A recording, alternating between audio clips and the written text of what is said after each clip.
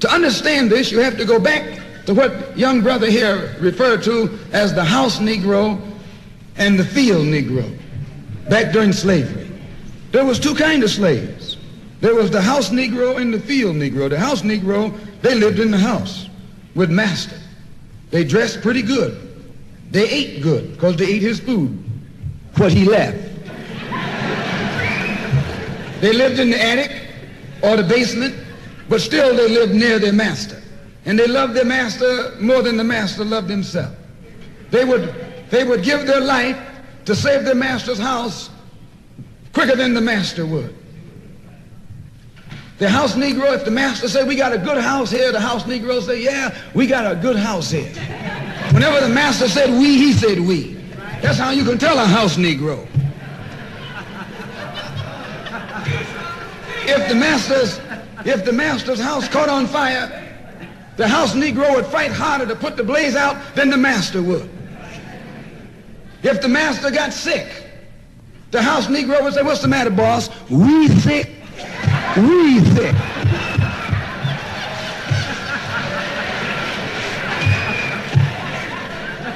He identified himself with his master more than his master identified with himself.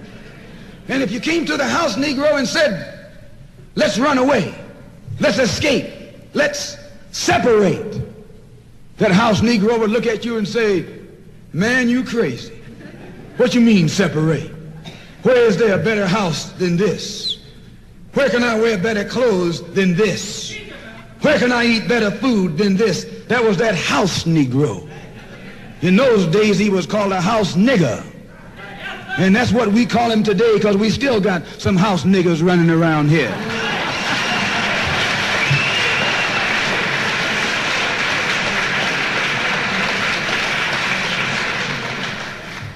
This modern house Negro loves his master. He wants to live near him.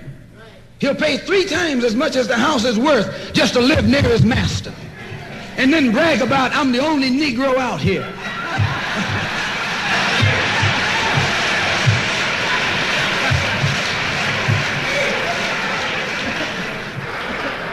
I'm the only one on my job.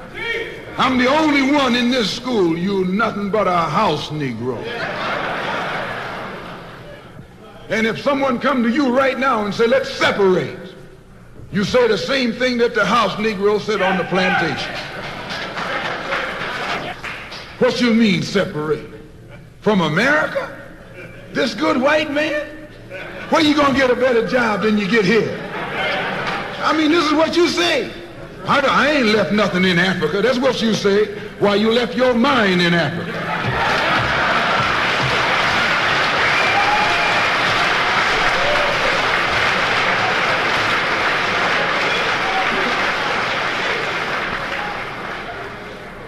On that same plantation, there was the field Negro. The field Negro, those were the masses. There was always more Negroes in the field than there was Negroes in the house. The Negro in the field caught hell. He ate leftovers. In the house, they ate high up on the hog. The Negro in the field didn't get nothing but what was left of the insides of the hog. They call them chitlins nowadays. In those days, they call them what they were, guts. That's what you were, a gut eater. And some of you all still gut eaters.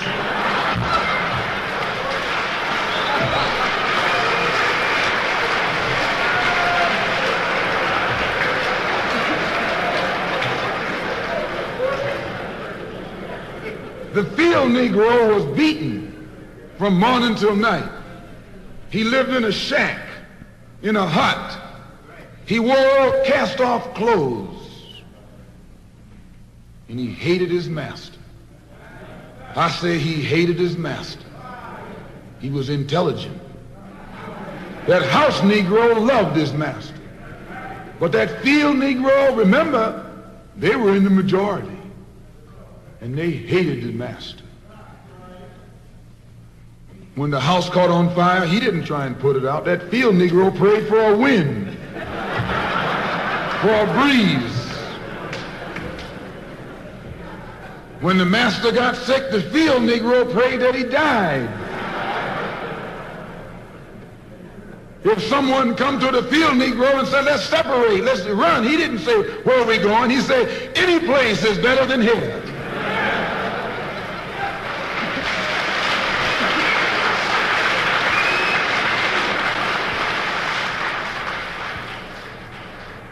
You got field Negroes in America today. I'm a field Negro. The masses are the field Negroes. When they see this man's house on fire, you don't hear these little Negroes talking about our government is in trouble. They say the government is in trouble.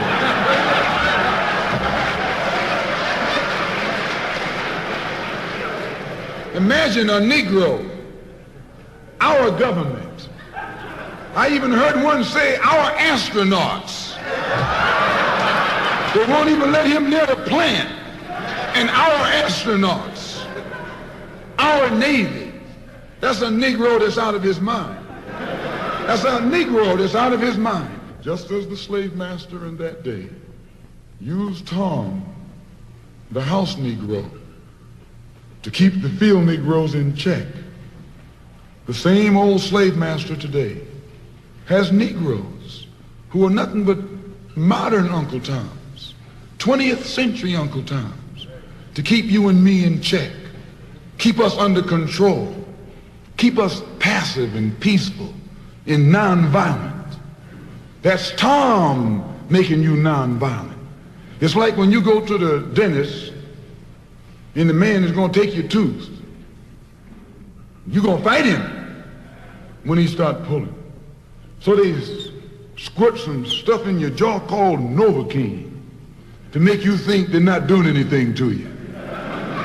So you sit there, and because you got all that Novocaine in your jaw, you suffer peacefully.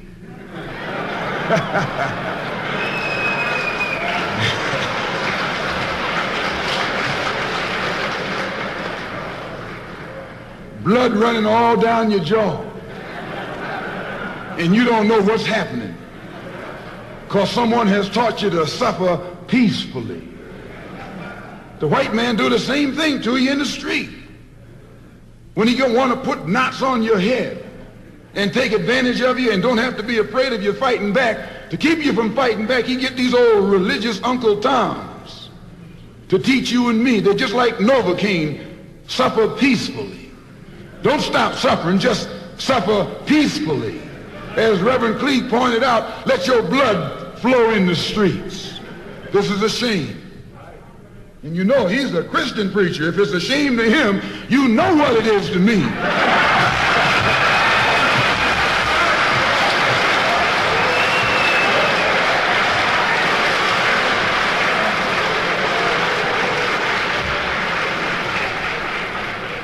Because nothing in our book, the Quran, as you call it, Koran, teaches us to suffer peacefully.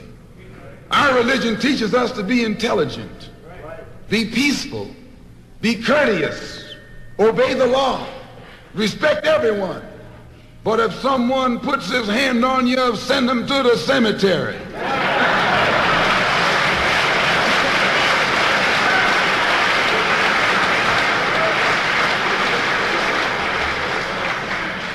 That's a good religion. In fact, that's that old-time religion.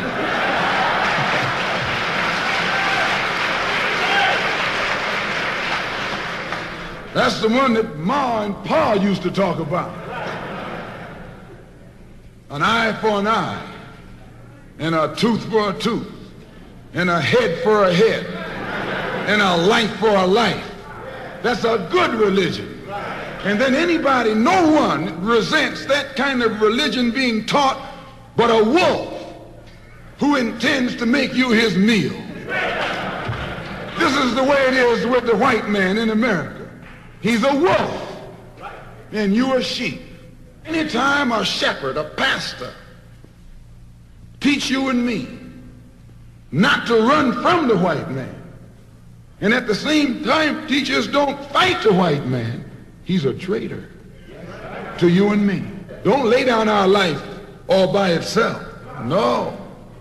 Preserve your life. It's the best thing you got.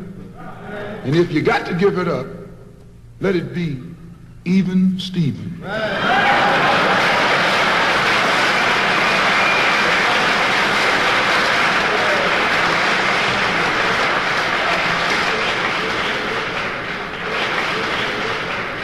The slave master took Tom and dressed him well and fed him well and even gave him a little education.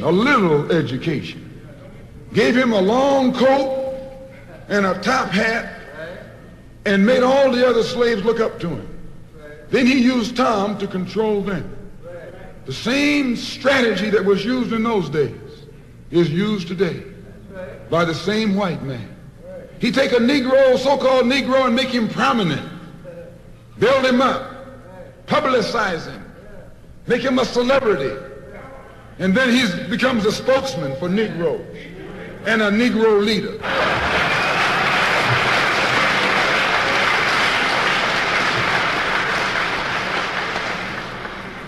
I would like to just mention one thing else quickly, and that is the method that the white man uses, how the white man uses these big guns or Negro leaders against the black revolution.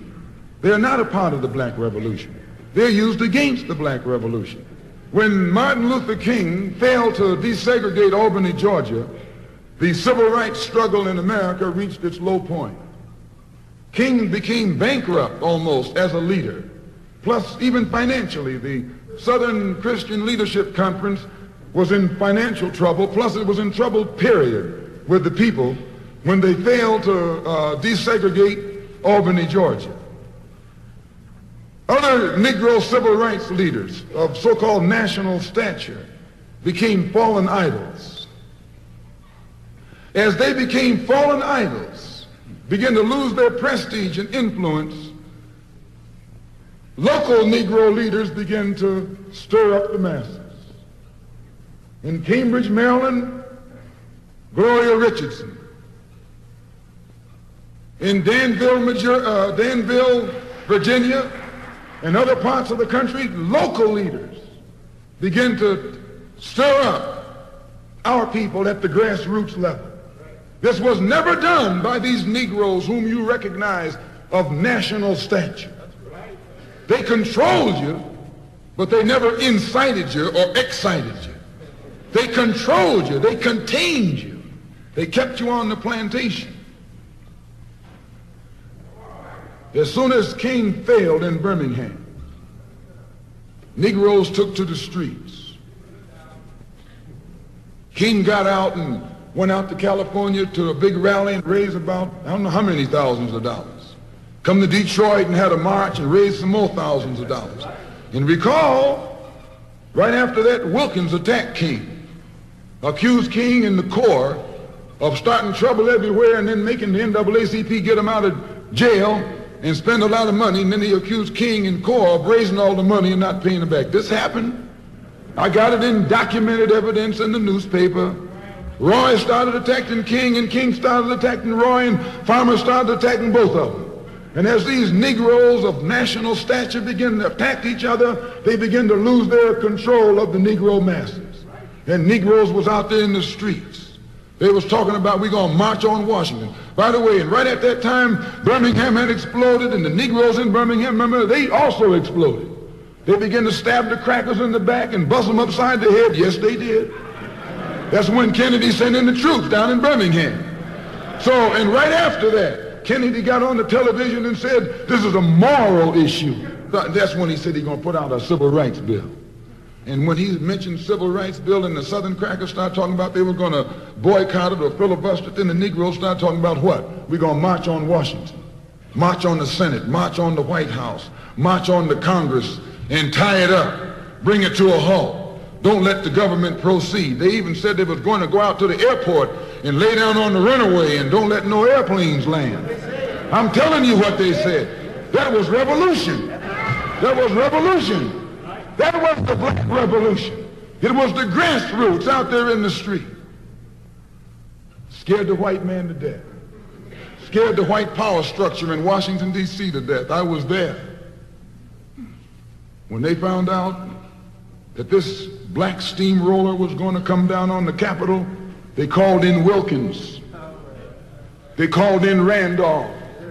They called in these national Negro leaders that you respect and told them, call it off. Kennedy said, look, you all letting this thing go too far. And old Tom said, boss, I can't stop it because I didn't start it.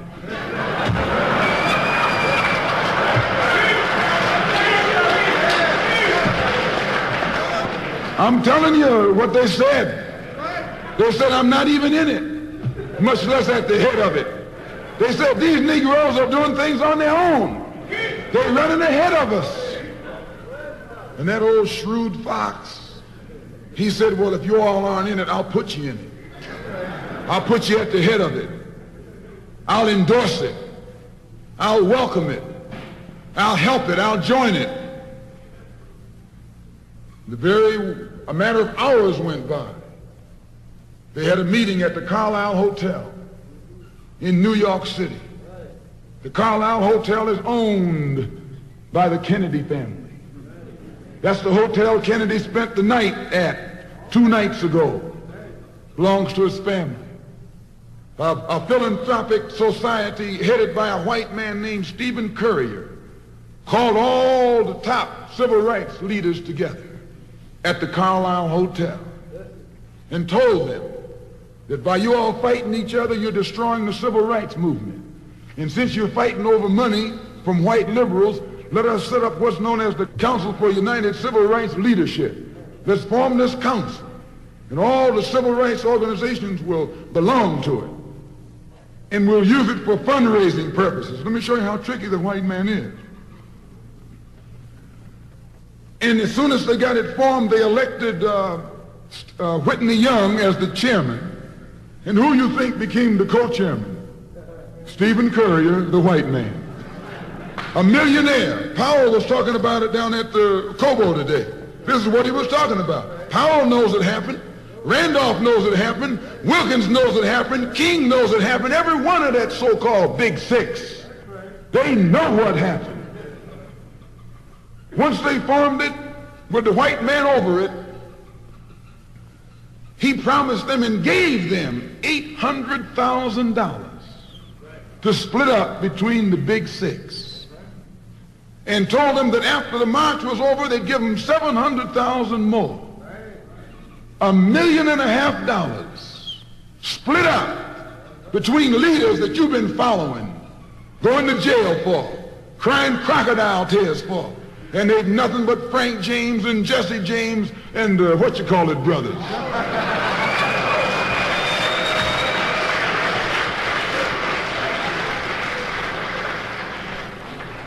Soon as they got the setup organized, the white men made available to them top public relations experts,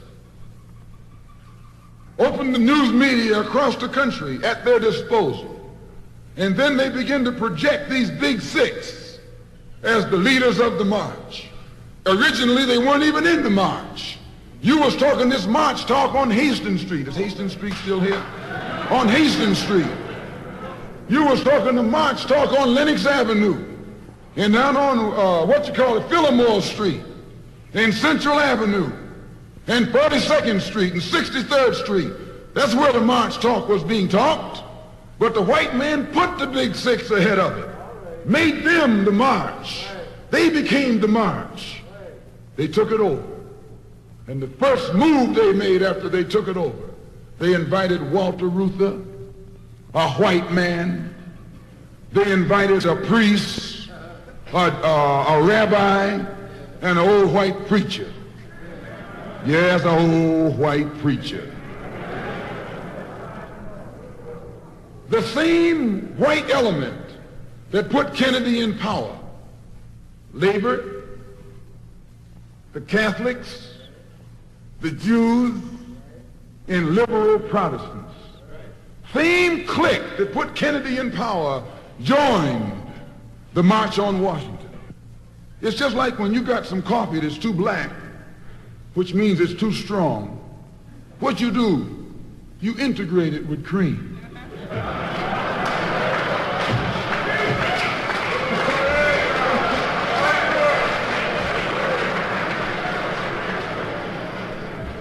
You make it weak. If you pour too much cream in, you won't even know you ever had coffee. It used to be hot, it becomes cool. It used to be strong, it becomes weak. It used to wake you up, now it'll put you to sleep.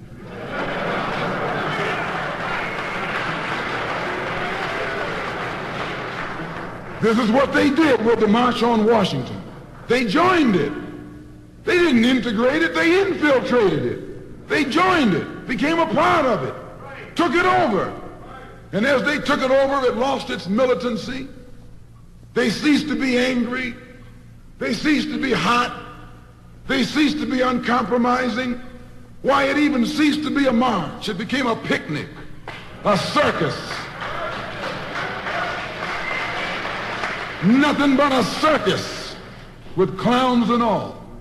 You had one right here in Detroit. I saw it on television with clowns leading it, white clowns and black clowns. I know you don't like what I'm saying, but I'm going to tell you anyway, because I can prove what I'm saying. If you think I'm telling you wrong, you bring me Martin Luther King and A. Philip Randolph and James Farmer and those other three, and see if they'll deny it over a microphone. No, it was a sellout. It was a takeover. When James Baldwin came in from Paris, they wouldn't let him talk because they couldn't make him go by the script.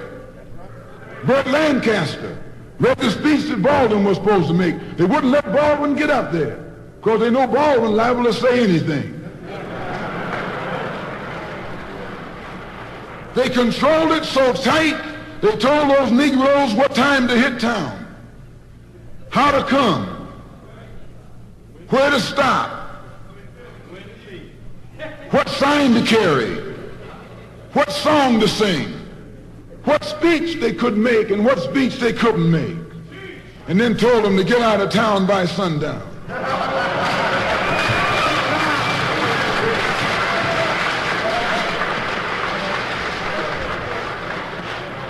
And every one of those Toms were out of town by sundown. Now, I know you don't like my saying this, but I can back it up. It was a circus, a performance. It beat anything Hollywood could ever do. The performance of the year. Ruther and those other three devils should get a Academy Award for the best actors because they acted like they really loved Negroes and fooled a whole lot of Negroes. And the 6 Negro leaders should get an award, too, for the best supporting cast.